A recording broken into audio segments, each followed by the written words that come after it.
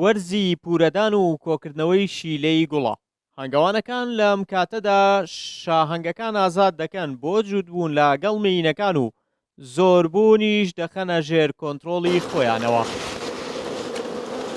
ساوەرزی پورە دەرکردنە ئەیتر کاتیەوەی هەنگ پورە دەرەکات بە کاتی بەهێزیبوونی هەنگ پورە دەرەکات کە پورەی دەرکرد پورە بۆ زیاوکردنە کاتی کۆکردنەوەی شیلەش. ئێمە بڵێن لە هەنگەکانە بڵێن لای خۆمان کوردی هەیە، بڵێن کارنیکا هەیە، میسری هەیە، قەبقازی هەیە، یعنی شینەکانی زۆرە هەرێکێ بە شوێی ناوچەکانی خۆی هەیە، بەڵام لێرە ئیسا ئەمە کوردیە و تازەیش یەک دوو شایی کارنیکامان هێنا ئەمانێت تێکەڵی بکەین لەگەڵ ئەم هەنگا کوردیانە هەنگێکی دووڕێکی جوانمان دەست کرد. سروشتی شاخی زمناکۆ بە شێوەیەکە تام و ڕنگ و جۆری هەنگوینەکەش دەگۆڕێت. بە شێوازێک ئەم هەنگەوانە دەڵێت هەنگوینی تاڵیشمان هەبووە.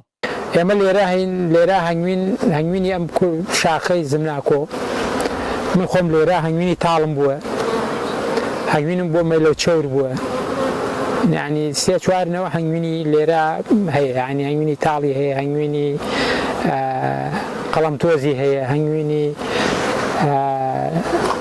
ینی جۆرەکانی هەنگوینی زۆرە لەبەرەوە سروشتەکە کوێستانیە و لە ڕووی گوڵ و گوڵزار و بڵێن پێکاتەکەی متەنەوعە. جگە لە هەنگی کوردی هەنگەوانەکان جۆری تریشیان هێناوە و لە ڕێگەی کۆنتڕۆڵکردنەوە زۆریان کردوون و بەرەمێنانیان تیا کردووە و ئێستا خاوەنی چەند جۆرێکی جیاوازی هەنگن. دەڵێت هەنگە کوردیەکە لە هەمویان زیرەکترن. ڕێبین محەممەد، شارپرێس، شاخی زمناکۆ.